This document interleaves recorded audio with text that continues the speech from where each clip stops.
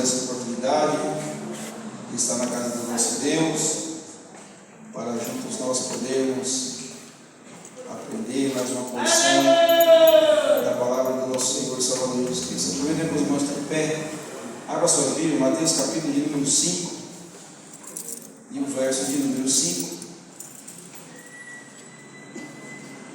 Nós estamos falando sobre a ação do Espírito Santo. No Novo Testamento estamos aprendendo alguns requisitos necessários para que de fato o Espírito Santo de Deus seja uma evidência prática na nossa vida, não apenas uma teoria. E hoje vamos falar sobre mais um tema das bem-aventuranças. São 9 no total. Nós falamos a primeira e a segunda na última terça-feira, e hoje falaremos da terceira bem-aventurança. Lembrando que cada uma dessas bem-aventuranças ela vem recheada com uma promessa. Mateus capítulo 5 e o verso número 5 diz assim: bem-aventurados os mansos, porque eles herdarão a terra. Soberano Deus, nós louvamos o teu nome e somos agradecidos pela oportunidade e o privilégio de estar aqui mais uma vez para aprender de ti da tua palavra. Senhor Jesus, nada nós temos e nada podemos, mas com a tua presença nós somos mais que vencedores em Cristo Jesus. Obrigado por esse dia, obrigado por esse momento, por estar aqui nesta noite. Abre-nos, ó Deus, mais uma vez se pedimos a porta da palavra, e que possamos, ó Deus, sermos também praticantes e não apenas ouvintes da tua palavra, e que a tua palavra venha a estar sobre os nossos corações, e que a nossa vida possa ser guiada conforme a tua palavra. E o desejo do nosso coração é a mesma oração que Davi faz no seu salmo, dizendo: a tua palavra eu escondi no meu coração para não pecar contra ti. E que essa seja uma realidade nos nossos dias, na nossa vida, nos nossos corações e na tua igreja. É o que nós pedimos e aqui somos agradecidos em nome de Jesus. Amém. Poder sentar-nos?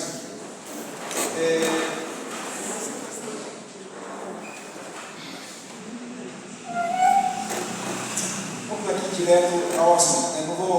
Nós falamos na semana passada sobre as duas primeiras bem-aventuranças, no capítulo de número 5. Fala sobre os pobres, bem-aventurados os pobres de espírito, porque eles verão a Deus, bem-aventurados os que choram, porque serão consolados, e hoje, bem-aventurados os mansos, porque eles herdarão a terra. O que é ser manso, irmão, segundo Deus? A Bíblia diz assim, que nós temos que ser prudente como uma serpente, mas manso como uma pomba, não é isso? O nosso Jesus, ele pega dois animais, uma pomba e uma serpente, e faz um tipo de comparação, destacando algumas qualidades em cada um desses animais. A pomba fala da simplicidade, a pomba fala de um elemento frágil, que você olha e você não vê nenhum tipo de agressividade desse animal. Não é um animal que costumeiramente ataca ninguém. Mas do outro lado tem a serpente. A serpente, apesar de ser um bicho peçonhento e que todo mundo tem medo de uma serpente, por mais que o ser humano seja corajoso, se ele estiver atravessando a rua, uma serpente atravessar no caminho dele, ele atravessa a rua para o outro lado, ou ele pega um pau para matar. Não é assim que acontece? Em alguns casos, ele foi criado no meio do mato e já acostumado a lidar com isso, pega na mão e joga para longe, mas ainda assim fica aquele temor de um cuidado para que aquele animal não o ataque e não venha feri-lo aí e até matar, como acontece em alguns casos. Mas por que Jesus ele faz essa comparação entre esses dois animais? E ele traz isso para o comportamento humano, porque ele está dizendo para os seus discípulos: vocês precisam ser mansos como uma pomba, mas ao mesmo tempo vocês precisam ser prudentes como a serpente. Ou seja, você não pode ser tão frágil a ponto de você sofrer qualquer tipo de dano, vamos dizer assim, que você não toma nenhuma atitude para a sua autodefesa. E você também não pode ser tão violento a ponto de que as pessoas não consigam chegar perto de você como a serpente, mas seja prudente.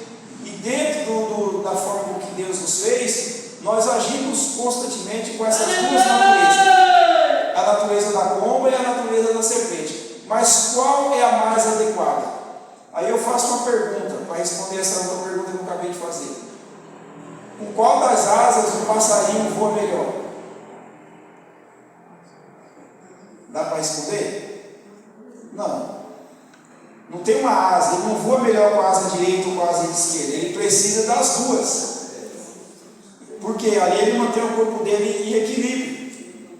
Então não tem, é uma pergunta que não há resposta a ela. Ele voa melhor com a asa direita porque a esquerda dele não bate direito. Não, se uma das asas de um passarinho, qualquer um deles, não estiver funcionando bem e ele tentar voar, ele vai sair do chão? Não. Ele vai ficar rodando em círculos para lá e para cá, ele não vai sair do lugar, ele não vai alçar voo porque uma das asas estão quebradas.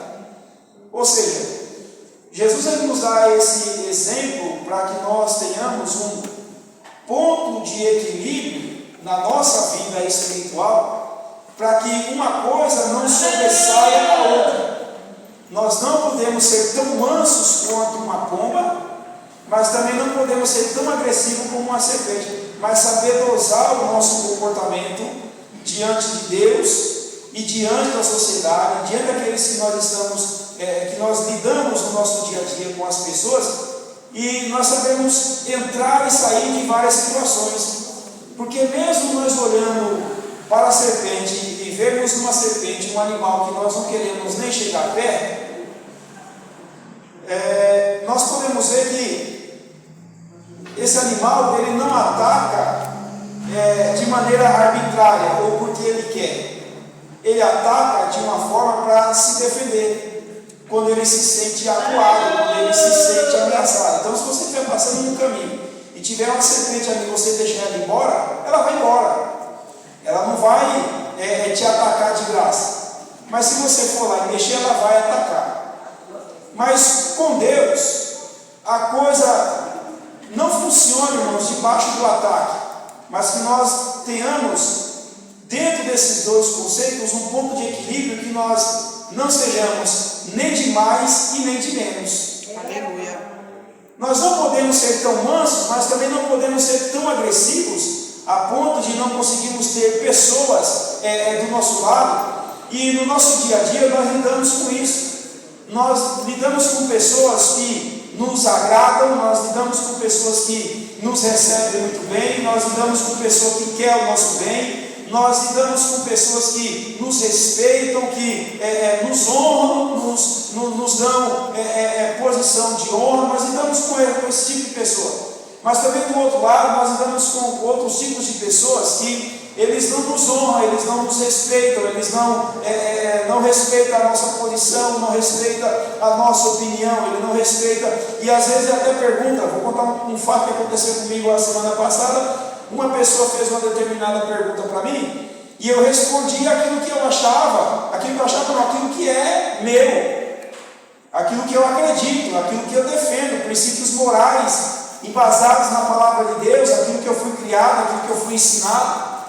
E quando o assunto caiu para a política, eu dei também a minha posição, não desrespeitei a pessoa, mas foi, você perguntou, a minha posição é essa sobre esse assunto, é isso, e o que passar disso aqui para mim, aí ela já entrou, você já entrou na política? Eu falei, não entrei na política, eu estou te respondendo uma pergunta, agora se você gostou ou não, isso é problema seu. Aleluia. E aí a pessoa viu que ela não gostou do que eu falei, porque ela quis saber qual era a minha opinião, e antes de eu expor a minha opinião, estava tudo muito bem, obrigado, mas quando eu expus a minha opinião, que não foi de acordo com a vontade dela, aí pronto, a conversa já teve que ser cortada, porque não está de acordo com o que eu quero ouvir da sua boca. Então você, por favor, fique quieto, não fale mais nada. Aí a gente não aguenta ficar mais quieto, né? Mas sabe como é que é? Cada natureza da serpente. Porque mexeu. Então, se mexeu, vai tomar o bote. Mas isso não pode ser de uma maneira arbitrária a ponto de humilhar a outra pessoa ou de subjugá-la a algum tipo de situação. Mas dentro de um respeito, você pode expor a sua ideia, você pode expor o seu pensamento, você pode expor o seu comportamento e não ferindo o outro. Quando Jesus ele fala assim, bem-aventurados os mansos, a gente percebe também na Bíblia, exemplo de mansidão, era Moisés. Aí muita gente fala, o homem mais manso na Bíblia matou um homem. Em tese, eu até concordo, mas esse Moisés, depois que ele se converte, ele não é mais esse homem agressivo que vai tratar as coisas como ele tratou lá no Egito. Porque você não vê esse Moisés matando, você não vê esse Moisés xingando, você não vê esse Moisés maltratando ninguém. Muito pelo contrário, você vê agora esse Moisés, depois que ele para, depois que ele, ainda com aquela cultura egípcia, com aquela violência dentro na sua mão, porque ele estava sendo preparado para ser governador do Egito, para assumir o lugar do faraó, ele tinha toda aquela natureza de líder, segundo o seu próprio coração, que a coisa tinha que acontecer de acordo com a vontade dele. Antes dele ter um encontro com Deus, lá no Monte Horebe, ele agia com os seus próprios instintos. Então o seu instinto, quando ele viu que o egípcio estava se levantando contra o judeu, e ele sabia que ele era da descendência daquele povo que estava ali escravizado no Egito, ele usa, não a sua mansidão, mas ele usa a sua natureza, a qual ele estava sendo preparado, ele parte em defesa daquele judeu e mata o egípcio. Mas quando esse Moisés ele tem um encontro com Deus, você não vê mais esse Moisés agindo da mesma forma. Ou seja, é uma mudança de natureza. Não há mudança de natureza, porque a nossa natureza, irmão, ela está aqui dentro de nós enterrada. Porque quando nós encontramos com Jesus, recebemos Jesus como Senhor e Salvador da nossa vida, a nossa natureza ela precisa ser controlada por quem? Por nós mesmos. Mas com a ajuda de quem? Com a ajuda do Espírito Santo. Porque sozinho a gente não vai conseguir. Quantas e quantas situações nós somos expostos todos os nossos dias, e a vontade que flui de dentro, que quer fluir de dentro do nosso coração, é tomar ações que prejudiquem aquele que nos prejudicou. É tomar ação de falar, de xingar, de abrir a boca e falar o que não deve, de ofender à altura ou um pouco mais aquele que nos ofendeu, de tratar a pessoa que nos maltratou de acordo com aquilo que ela nos tratou. Mas o crente verdadeiro, quando ele tem um encontro com Deus, essa natureza foi mudada. Eu repito, não, essa natureza não foi mudada, mas a nossa natureza, ela precisa ser controlada. É o autocontrole que nós temos que ter da nossa própria vida, para que de fato o Espírito Santo de Deus, ele apareça na nossa vida, nos controlando. E esse controle nós só recebemos através da presença do Espírito Santo de Deus na nossa vida. E quando nós procuramos a viver conforme a palavra de Deus nos orienta. Mas o nosso maior problema é pensar que a minha força, a força do meu braço, a força da minha língua, a força da minha vontade é que tem que prevalecer a qualquer custo. Não, muitas das vezes, irmãos, é necessário nós perdermos para ganhar. E isso em todos os aspectos da nossa vida. É na nossa vida com o nosso relacionamento com os nossos amigos, é o nosso relacionamento até com o irmão da igreja, é o nosso relacionamento dentro de casa, com o marido e mulher. Às vezes numa discussão, o marido quer ganhar na discussão, a mulher também quer ganhar e vira aquela bagunça. Mas não, abaixa a voz. Pare para ouvir. Aleluia. É por isso que Deus nos deu 2 ouvidos. É para nós ouvirmos mais e falarmos menos. E no momento de ira, se nós tomarmos qualquer ação que dê brecha para o inimigo, para que o inimigo entre, ele vai entrar e vai destruir.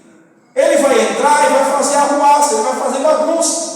Porque se nós abrimos a boca querendo fazer uma autodefesa, colocando para fora toda a nossa ira, todo o nosso sentimento de rancor e de ódio, porque, mas pastor, você está falando que crente tem ódio? Claro que tem, irmãos. Só não tem ódio aquele que já morreu, mas quem está vivo tem esse sentimento de ódio, de alegria, de sentimento de amar, de odiar. Nós temos esse sentimento que está dentro de nós. E de acordo com as circunstâncias, isso é aflorado dentro de nós. Aí é onde entra o que Paulo chama de temperança. Nós temos que ser temperados, ser o sal da terra, ser literalmente aquele que tempera numa altura em que nem salga de mais, nem salga de menos, mas fica aquele gosto agradável, porque é uma comida. A comida, quando ela está muito salgada, é horrível, mas quando ela está sem sal também, ninguém gosta de comer. Mas quando o sal está colocado ali numa quantidade equilibrada, ele dá sabor à comida.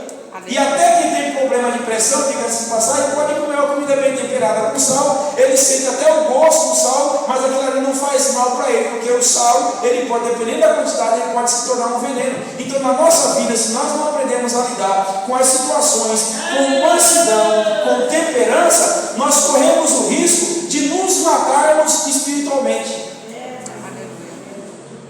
E não é o outro que nos mata. Em tese, somos nós que nos tornamos assassinos de nós mesmos, ou seja, somos homicidas, nós somos suicidas, melhor dizendo. Nós acabamos nos matando por causa da nossa própria atitude, que não está de acordo com a palavra de Deus. Veja que as bem-aventuranças que Jesus está ensinando agora para o seu discípulo no início do seu ministério, que aqui é Mateus capítulo 5. É o início do ministério de Jesus. Ele passa por vários percalços e agora ele senta com a multidão e com o seu discípulo e agora ele está ensinando um novo modo de vida que a partir daquele momento eles deveriam observar e procurar viver. Aí eu faço sempre essa pergunta: é fácil viver dessa forma? Claro que não. Se nós formos analisar todo esse contexto que nós vamos estudar aí um pouco para frente, nós vamos ver o quão difícil é nós cumprirmos a Bíblia, irmão, no seu 100%. Aqui não é um homem perfeito pregando para uma igreja perfeita, não. Aqui é um homem imperfeito pregando para uma igreja imperfeita, porque o único perfeito que impera aqui é Jesus. Mas com Ele, que é o nosso padrão de santidade, é o padrão que nós queremos chegar, Ele vai nos ajudar a chegar dentro da vontade daquilo que Ele quer. Mas se nós começarmos a fazer pelo menos um pouco de esforço na nossa própria vida, para que possamos cumprir a palavra dele na nossa vida, no nosso coração, e aí aquilo que nós não conseguimos alcançar, o Espírito Santo de Deus, ele pega na nossa mão e diz: vem comigo, porque agora eu vou te conduzir, e você vai chegar exatamente na posição e no local, no momento que eu quero que você chegue, ou na posição que eu quero que você chegue, na posição de santidade diante de Deus. Não é fácil, o que eu estou ensinando aqui, irmãos, não é fácil nem para quem prega e nem é fácil também para quem ouve. O Evangelho não é evangelho de facilidade. Evangelho, irmãos, é transformação. E transformar é passar por uma metamorfose. É literalmente uma lagarta feia que todo mundo olha para ela e tem horror de lagarta. E ela vai se tornar lá na frente uma borboleta. Mas para ela se tornar uma borboleta, o que ela precisa fazer? Ela precisa arrumar um lugar, se pendurar ali, ela começa a nascer em volta dela vários tipos de madeira, eu chamo aquele de madeira que não sei como é o nome, e ela fica naquele negócio ali, aquele casulo, apertado, arrochado, não tem como se mexer, não sei nem como é que aquele animal respira ali dentro, mas o tempo vai passar e aquela lagarta que ninguém dava valor para ela, de repente ela começa agora a surgir, aquela casca grossa sai do corpo dela e de repente ela se tornou uma bonita borboleta que quem vê admira. Mas esse processo chamado de metamorfose é fácil? Não. Se uma borboleta pudesse falar, ela contaria para você ou para nós a dificuldade que é passar dias ali dentro do ambiente apertado, dentro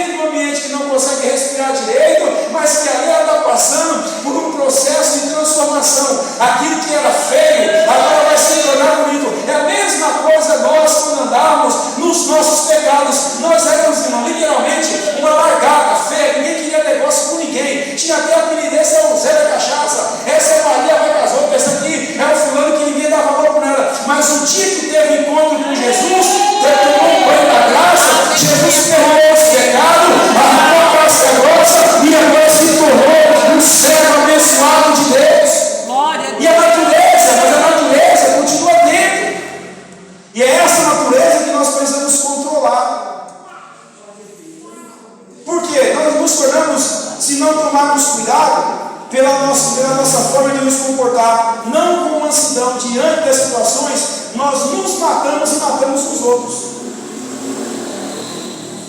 É por isso que Jesus fala da serpente, porque a serpente, quando ela age com prudência, numa autodefesa, ela acaba se matando também.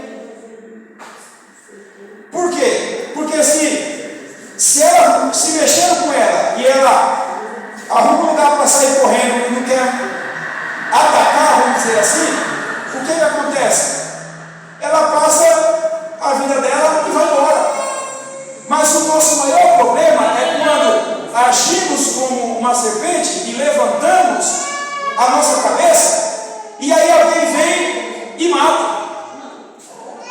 O que nós devemos aprender é que o nosso Deus, Ele nos coloca numa situação de que nós devemos procurar esse ponto de equilíbrio para que nós sejamos abençoados por Deus e tenhamos um céu por herança, porque essa é a promessa que o Senhor fez para si mesmo. Bem-aventurados os mansos, porque eles herdarão a terra. Que terra é essa, irmãos? O céu. Aleluia. Então não se entra no céu com a velha natureza. Não se entra no céu o velho homem. Não se entra no céu a pessoa que não nasceu de novo. E a questão é não só nascer da água, no batismo, mas nascer da água e do Espírito. Ou seja, temos que ter no nosso espírito, e aqui não é o batismo do Espírito Santo, mas é o nosso espírito renovados pela presença do Espírito Santo de Deus em nós.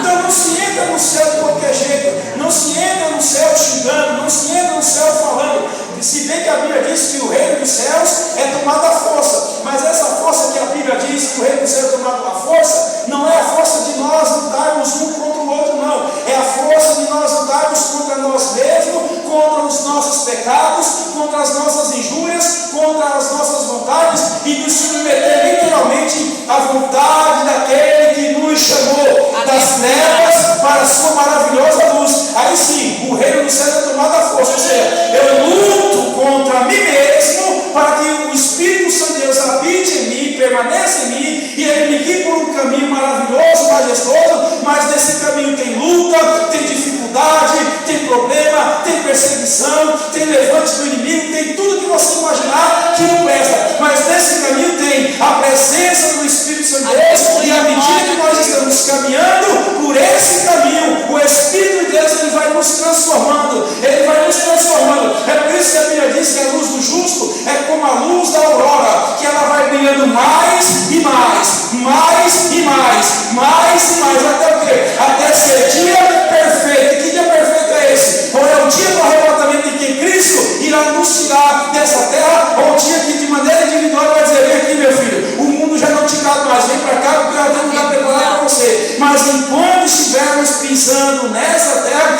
nós estamos sujeitos a todo tipo, irmãos, de provações e de dificuldades. Mas independente da provação que você esteja passando, da dificuldade que você esteja passando, ou que alguém se levantou contra a tua vida e você quer agir com a sua própria vontade, não, seja manso agora, desenvolva no teu coração o que nós chamamos na Bíblia, Paulo chama na Bíblia em Gálatas 4, o fruto do Espírito Santo. Seja manso diante daquela situação, porque pela tua mansidão, você não é bobo, presta atenção, você não é bobo, você é manso, e quem te defende é Deus, e aquele que age com mansidão, ele está dizendo: Senhor, toma esta causa nas tuas mãos, porque eu não vou agir, mas o Senhor vai agir por mim, e eu tenho certeza que a vitória vai chegar nas minhas mãos. É assim que nós devemos agir. Aleluia, glória a Deus. Isso é mansidão diante de Deus. Nós devemos ser mansos, irmão, como uns com os outros. Aí nós vamos entrar aqui na Bíblia.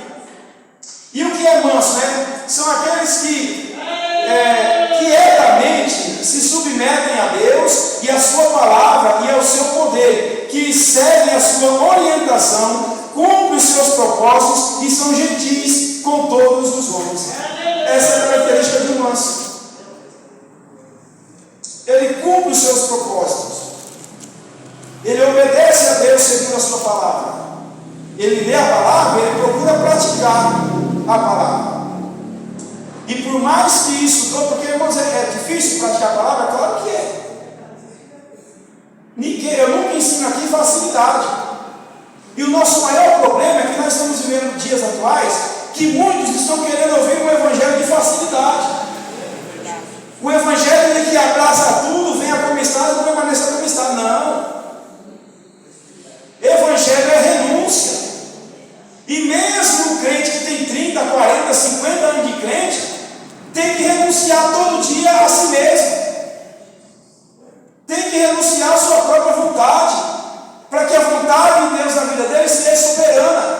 Aleluia. Ele obedece a Deus porque ele lê a Bíblia, ele lê a palavra, e ele procura meditar na palavra de dia ou de noite, ou mesmo que ele não tenha esse tempo todo de meditar todos os dias, mas pelo menos durante o dia, 5 minutos, pega um texto da Bíblia e vai ler, um versículo da Bíblia vai ler, vai meditar, e o texto da Bíblia ele salta aos nossos olhos quando nós estamos em alguma situação que nós precisamos da correção de Deus. O nosso maior problema nos dias atuais é que temos crentes que ele não quer mais ouvir a correção de Deus, ele quer viver o evangelho de facilidade. Não, irmãos, põe uma coisa na nossa cabeça: o mundo ele está caminhando a passos largos para uma grande destruição, porque Jesus está voltando e as coisas estão acontecendo no mundo. Basta olhar para a região do Oriente Médio e ver os países ali como estão em guerra, e o povo está com medo de repente surgir aí já uma terceira guerra mundial, porque no Oriente Médio começou uma guerra contra uma facção, mas agora de repente as nações estão se mexendo, estão olhando para Israel e há rumores de uma terceira guerra. Sabe uma coisa?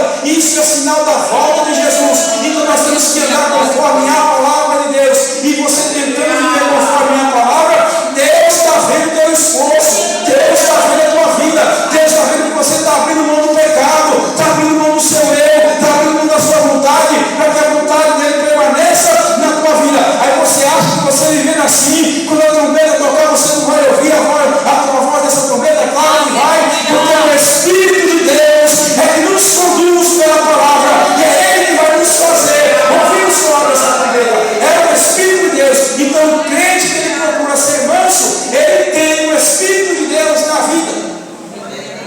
Ele tem. O crente que ele procura observar a palavra de Deus, ele tem o Espírito de Deus na vida dele. E o contrário é verdadeiro. Mas vamos lá. Efésios capítulo 4, verso 31 a 32, por favor.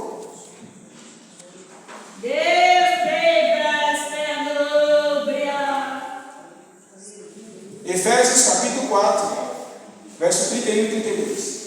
Veja o que diz o texto: toda amargura, ira, cólera, gritaria, blasfêmia e toda malícia sejam tirados de entre vós. Antes, sede uns para com os outros benignos, ou seja, ser benigno, misericordioso com alguém que precisa, não apenas com aqueles que a Bíblia chama de domésticos da fé, aqueles que estão no nosso meio, mas para com aqueles que estão também no mundo.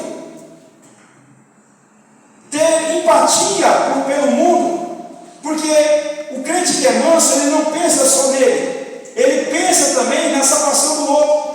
Ele se compadece da situação de um amigo, de um vizinho, ele se compadece de alguém que passa na rua, em situação de rua. Faça uma oração por essa pessoa. Ele pode nunca ter te visto na vida, mas é uma pessoa que precisa da salvação. Às vezes eu ando na rua, ando muito por aí, por causa do meu trabalho, eu vejo pessoas jogadas na calçada. Eu olho assim e falo: Jesus, tem misericórdia. Como que pode o ser humano viver dessa forma, sem dignidade, sem um teto para viver? Agora nós temos tudo, irmãos, e não sabemos ser gratos a Deus por aquilo que Deus já tem nos dado. Mas a Bíblia nos ensina que nós temos que ser benignos uns para com os outros, misericordiosos. Agora essa palavra, irmãos, é que mais pesa: perdoando-vos uns aos outros, como também Deus nos perdoou em quem? Em Cristo. Em Cristo. Porque nós estávamos sujeitos ao quê? À ira de Deus. Era a ira de Deus que ia recair sobre nós. Mas a Bíblia diz que Deus amou o mundo de tal maneira que entregou o seu próprio Filho, o seu único Filho, para morrer na cruz do Calvário, e despejou sobre ele a ira que era para mim, que era para você. Ora, Deus teve misericórdia de nós, mandando o seu Filho. Jesus se entregou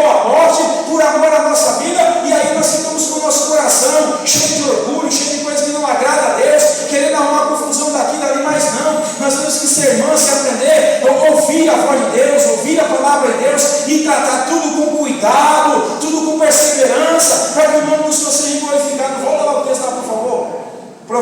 Efésios 4:32. Seriam para com os outros, como também Cristo nos perdoou em Cristo.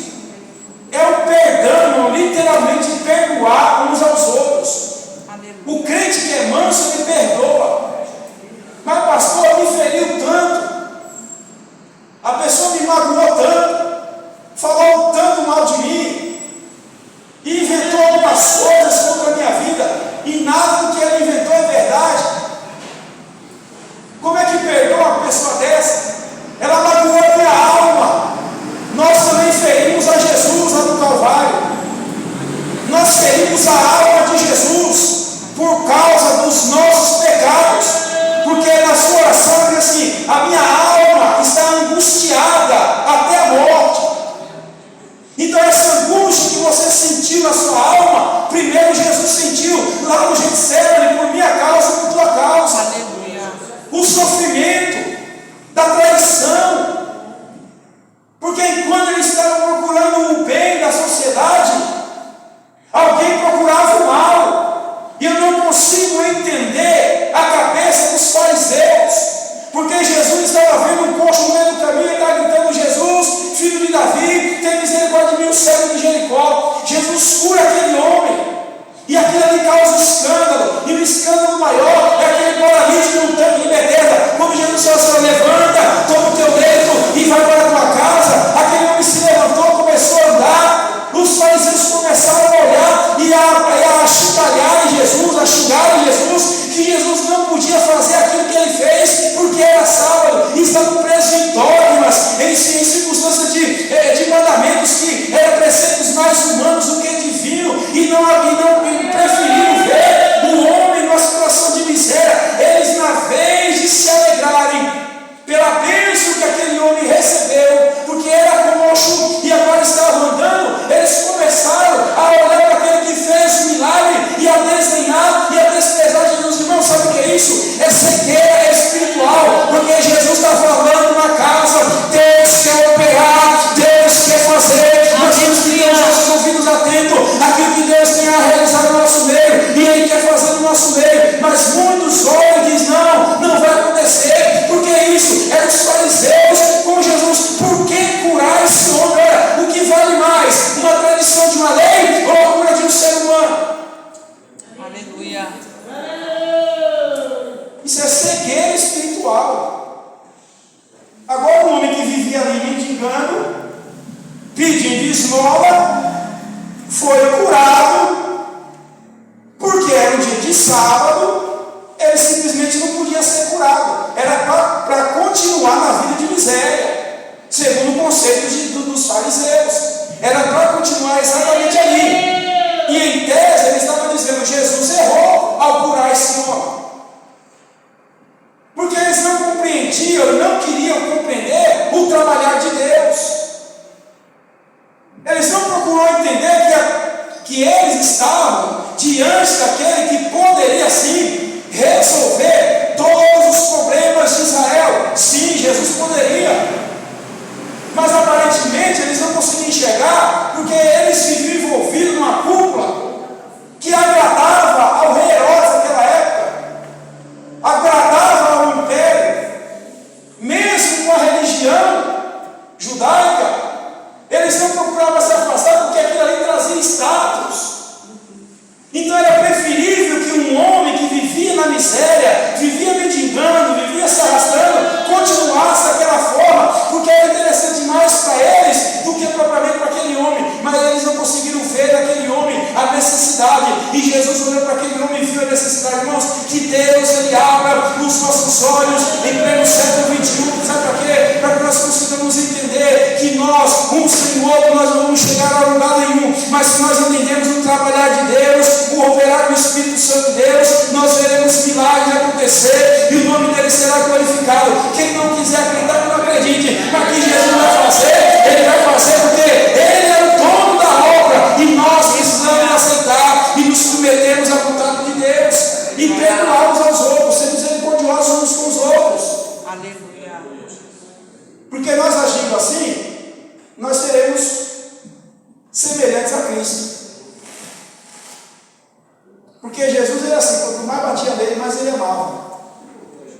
Quanto mais dizia não cura, aí é que ele curava.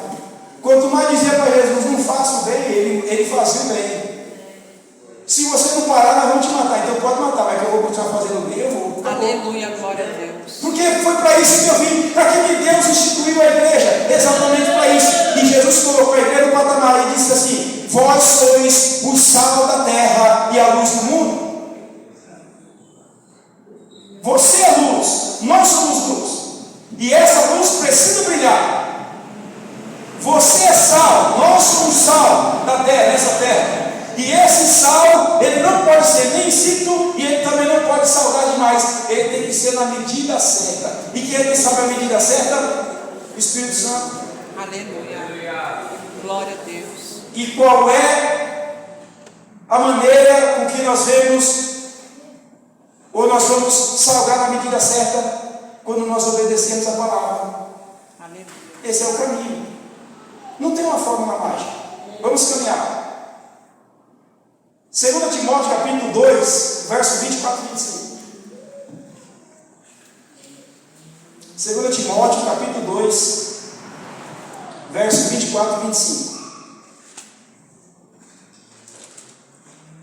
E ao servo do Senhor não convém contender, mas sim ser manso para com todos, apto para ensinar, sofredor, instruindo com mansidão os que resistem, a ver se porventura Deus lhes dará arrependimento para conhecerem a verdade. Já tentou falar a verdade para alguém e alguém fecha a mente e ele não abre a mente dele de jeito nenhum? Meu amigo, aí tem um abismo, se você dá um passo vai cair, aí puf, cai. Meu amigo, não faça isso, que se você for por esse caminho, você vai se arrebentar. Ele vai, faz. Por quê? Está faltando quem instrua, quem o instrua? Não. Está faltando mansidão. Mas aquele que instrui precisa ser manso com esse tipo de pessoa. Aleluia. É aí que nós desenvolvemos o fruto do Espírito. E um dos frutos do Espírito é amor, é a longanimidade, é a bondade. Isso é fruto. E o fruto está vinculado ao nosso caráter. E o nosso caráter tem que ser moldado pelo próprio Deus. Aleluia, glória a Deus. E aí Paulo está dizendo para Timóteo assim, instruindo com mansidão os que resistem, porque resistência nós vamos encontrar em todo canto. Nós lidamos com pessoas no nosso dia a dia, a gente vê o quanto as pessoas resistem ao nome de Jesus. O quanto as pessoas resistem, até mesmo dentro da igreja, nas questões doutrinárias da palavra de Deus. Mas não pode ser assim, porque Deus é amor. E o que nós escutamos, irmãos, até de boca de crente mesmo, não pode pegar tão pesado, porque Deus é amor. Deus é amor, irmãos. Mas o amor não é cego. Aleluia. E Paulo vai dizer, o amor tudo sofre, o amor tudo crê, o amor tudo suporta. O amor não trata com leviandade. O que é tratar com leviandade? Não é amor, é cumplicidade. Quando nós pregamos o Evangelho, que ele se adequa ao tipo de vida que a pessoa traz, isso não é Evangelho. O Evangelho é confronto. Aleluia. Glória a Deus. O Evangelho é um espelho que é colocado diante de nós e nós contemplamos o nosso rosto no espelho. E quando nós contemplamos o nosso rosto no espelho, você fica procurando o quê? Você fica bonitinho, mandando beijo para você? Não, você fica fazendo o quê? Procurando ver se tem alguma espinha, algum caroço que surgiu, se tem ali no rosto alguma deformidade, alguma ruguinha, algum pé de galinha. É assim, não é, irmãos? Isso não é só brasileiro, não, é do Senhor também, tá? Vou ver se tem um pé de galinha aqui, vou ver se meu cabelo continua branco, ou se está mais branco. Porque o espelho nos mostra o nosso defeito. Aleluia. O espelho nos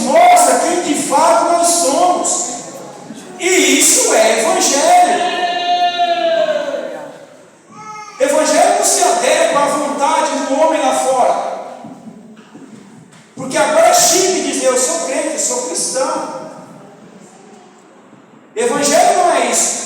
O Evangelho é dizer assim: ó, você é assim, é assim, é assim, é pobre, é miserável, é pecador, é desgraçado, é pobre, é nu, sem Deus na vida, sem afeto com ninguém.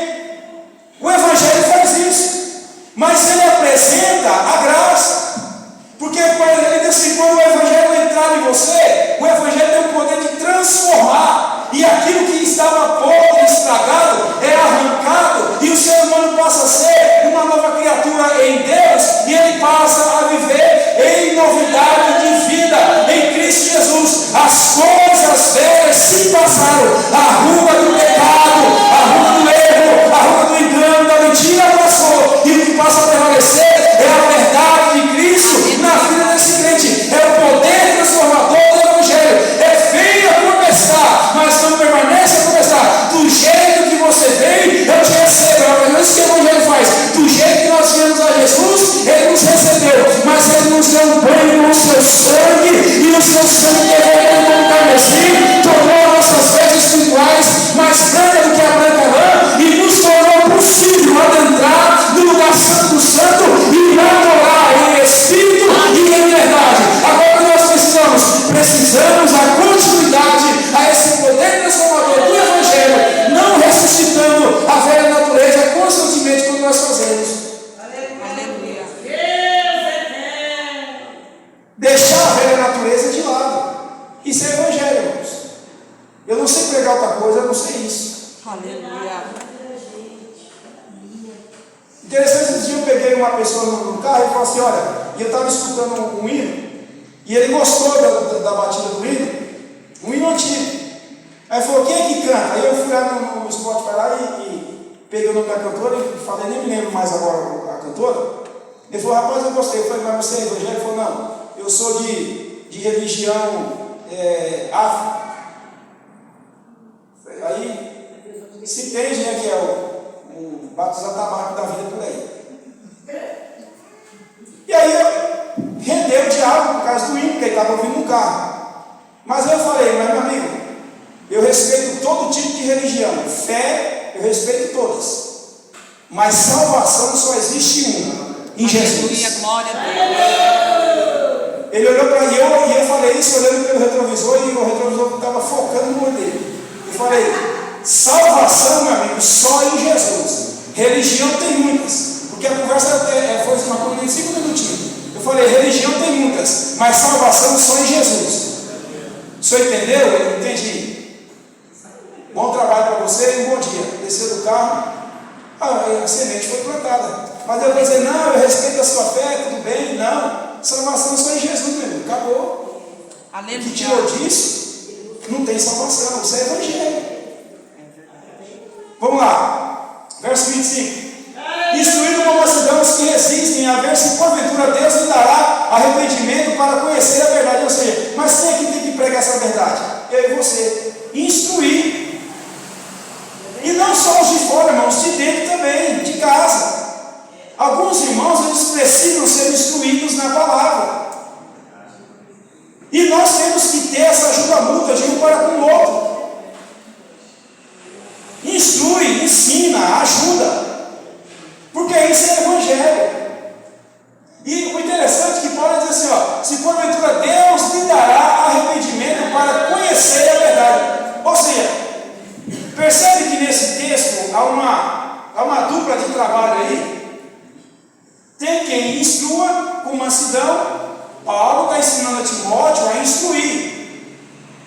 Ó, instrua esses domésticos da fé, mesmo esses que resistem, mas instrua ele com mansidão, com cuidado, certo? Para ver se porventura Deus lhe dará arrependimento. Ou seja, você faz a sua parte. Agora, entrar no coração, cabe a Deus entrar e fazer com que ele se arrependa. Mas aí essa pessoa que está sendo discipulada, ela precisa abrir o coração para que Deus entre e mude a vida dela. Agora eu quero ler um texto aqui que eu achei muito interessante esse texto, já para partir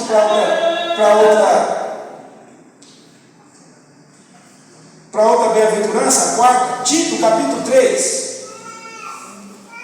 Porque infelizmente, irmãos, muitas pessoas se colocam no patamar de santidade. Não, eu não preciso ser instruído, quem me instrui é o Espírito Santo, e eu vou por esse caminho mesmo, porque nesse caminho eu estou certo. Veja o que o apóstolo Paulo diz: admoestando-os que se juntem aos principados e autoridades, que lhes obedeçam. Volta o verso, está no primeiro aí, né?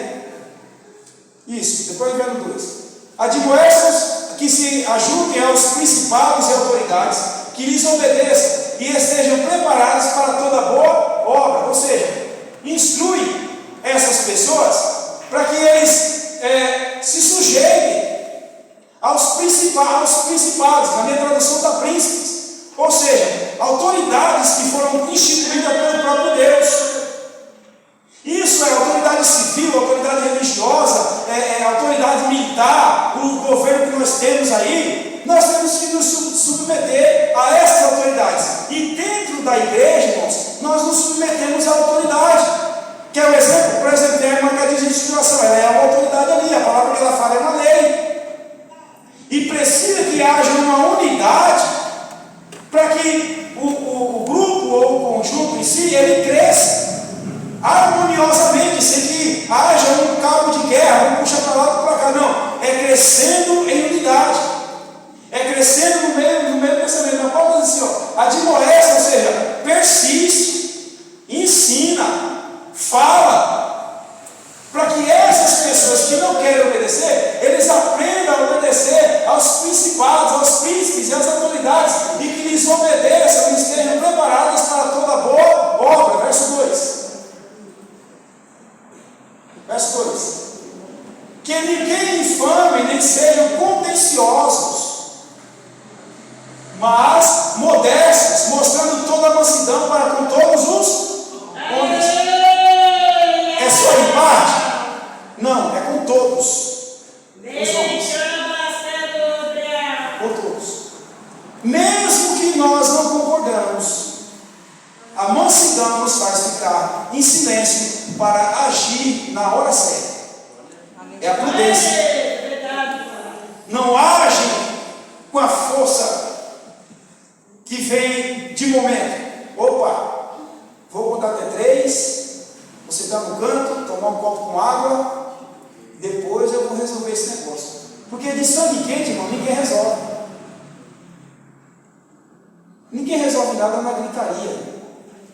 Ninguém resolve nada falando. Ninguém resolve nada reclamando.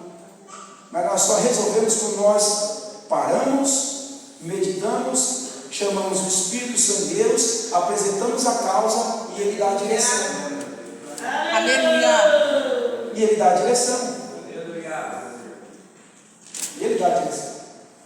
Mostrando toda a mansidão para com todos os homens. Verso 3.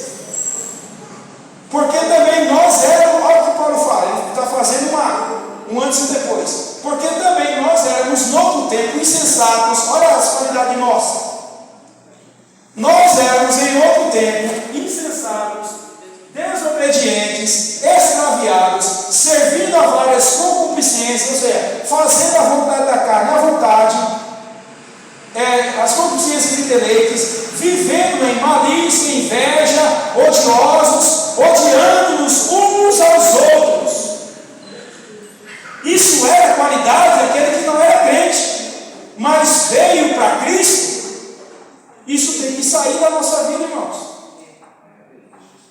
Contencioso, briga por tudo, não está satisfeito com nada, é a palavra. Aí depois nós ficamos, eu quero o Espírito, eu quero a presença. Não vem Espírito nenhum. Mas se nós começarmos a caminhar pela palavra, o Espírito Santo de Deus, ele vem com alegria. Ele vem mesmo, ele faz a festa. Ele faz a igreja pular, ele faz a igreja dançar, se for preciso. Ele faz o crente falar em línguas, ele faz o crente rodar para lá e para cá. Ele faz. Mas o crente tem um coração livre de todo esse tipo de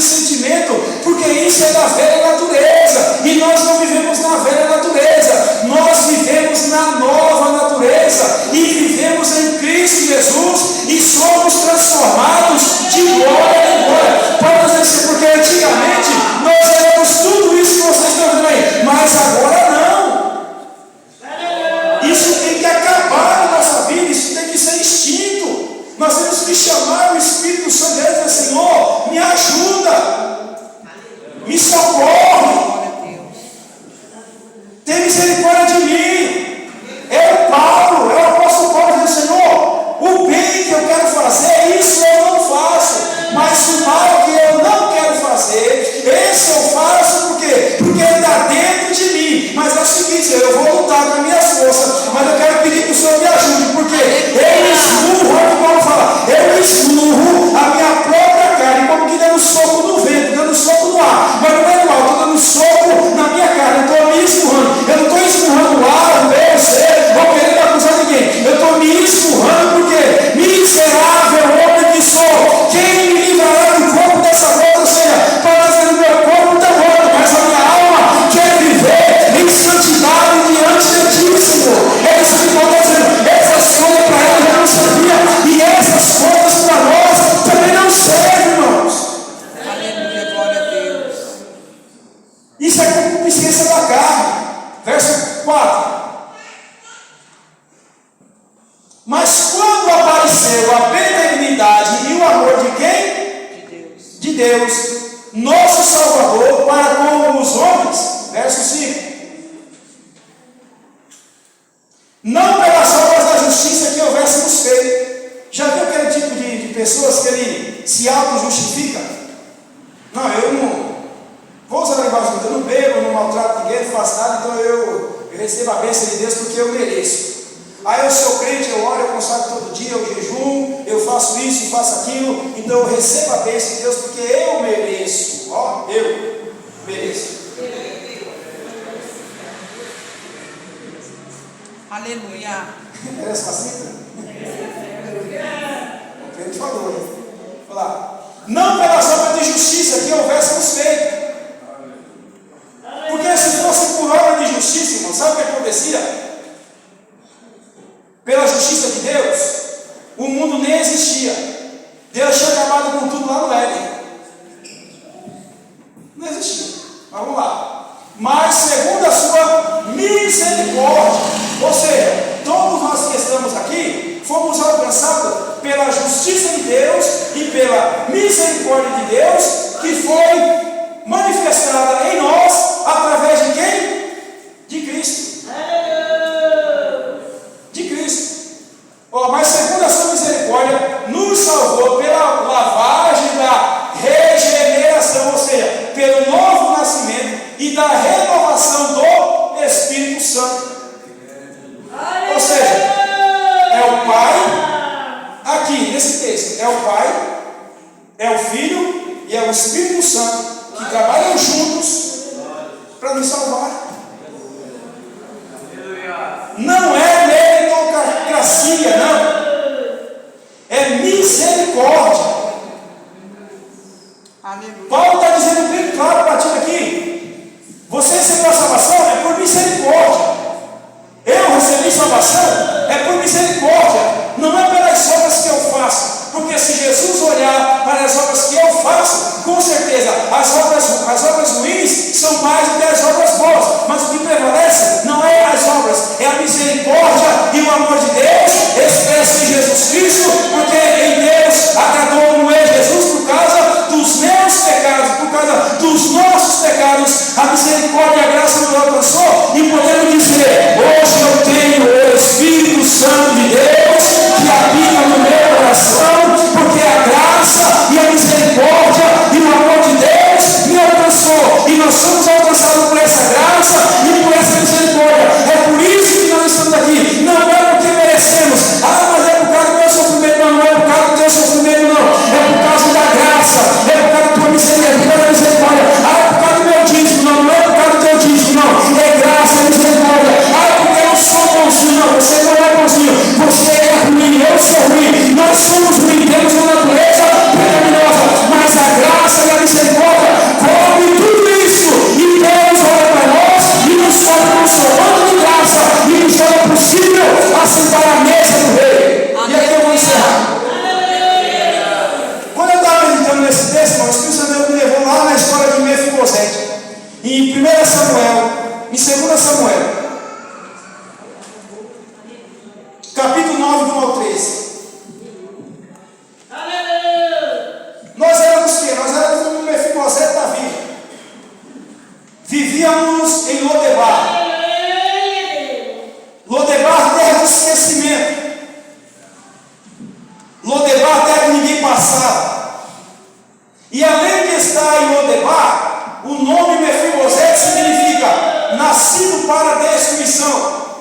isso é eu e você. O Espírito Santo vai entender que isso aqui é eu e você, antes de conhecer a Cristo.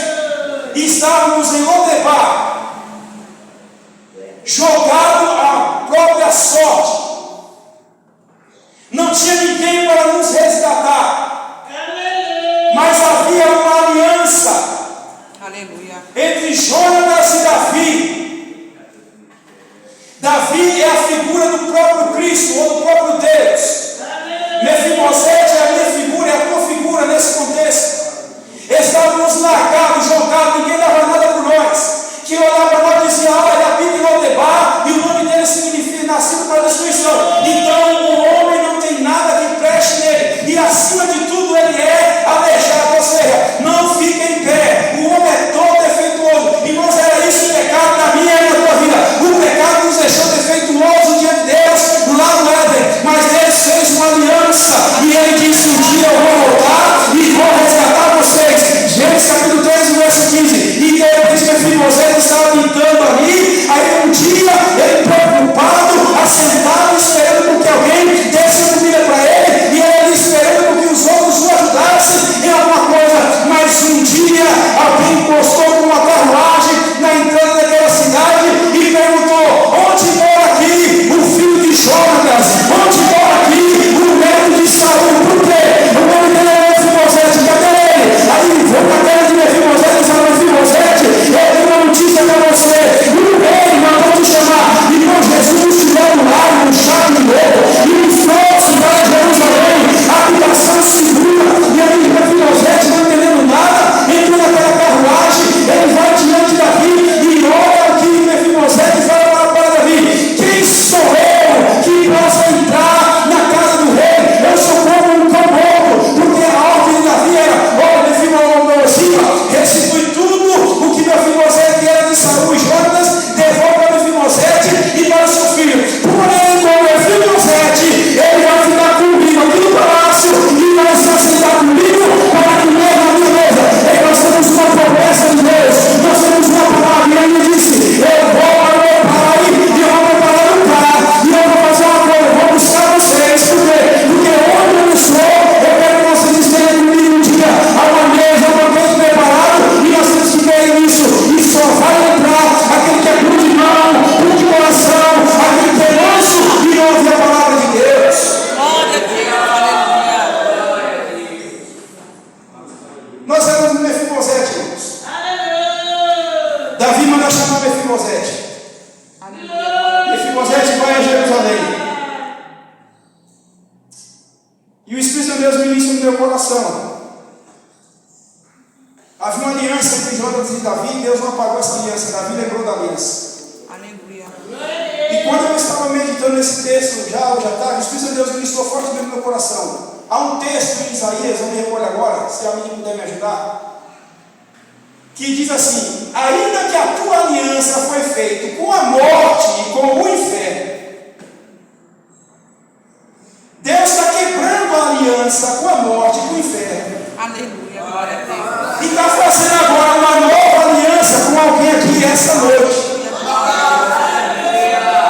E essa aliança não vai ser esquecida. Aleluia. Essa aliança, Deus vai cumprir tudo o que Ele falou. A nossa aliança, irmãos, um dia foi quebrada a aliança, comunhão, aliança de comunhão,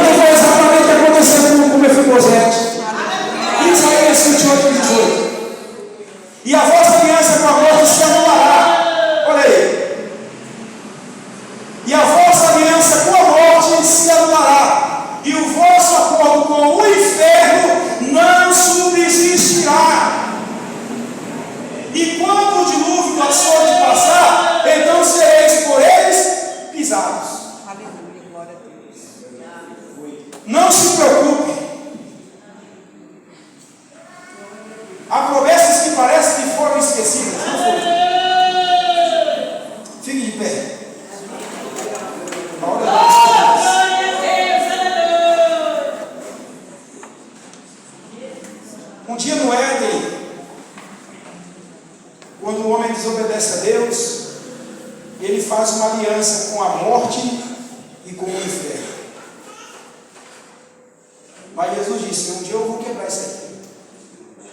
E Jesus quebrou. O sangue de Jesus, irmão, é poderoso demais. Glória a Deus. Espírito de Deus. Aleluia. O nome de Jesus é poderoso. E o inferno nessa hora está tremendo, porque o nome de Jesus está sendo glorificado dentro da situação de alguém que entrou aqui essa noite. Para você estava perdida, mas há uma aliança, há uma promessa.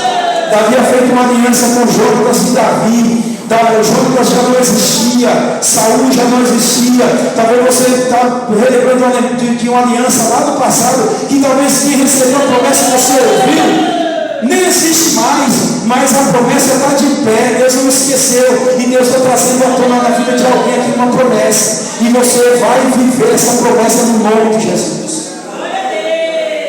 Tem aqui um pedido de oração, mas vamos encerrar. A irmã Josiane pede oração pela irmã Adailson, é isso? Irmão Adilson. Irmão Adilson, que deu um derrame no joelho. A esposa da irmã, vamos orar para que Deus coloque as mãos e repreenda todo mal. Amém? Oremos, Pai querido. Senhor, nós louvamos o teu nome, Jesus. Porque a tua palavra ela é viva e ela é eficaz. E ela é mais penetrante que qualquer espada de dois gumes. E ela entra na divisão da alma e do espírito. Senhor, nos ajuda conforme a tua palavra a sermos mansos como uma pomba, mas também prudentes como a serpente. E nos conduz, ó Deus, por um caminho de maneira que sejamos guiados, Senhor, somente pela tua palavra. Que o teu Espírito Santo continue falando aos nossos corações. E que a tua palavra, como uma flecha certeira, ela venha, ó Deus, colocar todas as coisas no lugar, Senhor. Na vida de cada família aqui esta noite. Em cada casa aqui, Senhor, em cada lar aqui representado. Que o Senhor coloque todas as coisas nos seus devidos lugares, Jesus. Que a tua mão esteja estendida nesse momento para salvar, para curar, para libertar, para quebrar toda aliança maldita que fora feita. Todo trabalho que for feito, seja ele no terreiro de Umbanda, de Quimbanda, de Candomblé, seja ele, ó Deus amado, sendo feito nas esquinas, ó Deus, em trabalhos em cachoeiras, não importa, Senhor Jesus, onde o inimigo recebeu, ó Deus, uma aliança para destruir alguém, mas essa noite, pelo poder da tua palavra, nós repreendemos todo o mal e paramos agora sob a autoridade que é no nome de Jesus, toda a ação do inimigo, Jesus. Nos ensina, Senhor, a cada dia a tua palavra. Nos ensina a viver, Senhor, conforme a tua palavra. E que a tua igreja viva a realidade da tua palavra, Senhor Jesus. Nós te pedimos, ó Deus, e clamamos pelo teu cuidado, Pai, em nome de Jesus. Amém e amém. Mas eu quero agradecer a presença de cada um dos irmãos essa noite.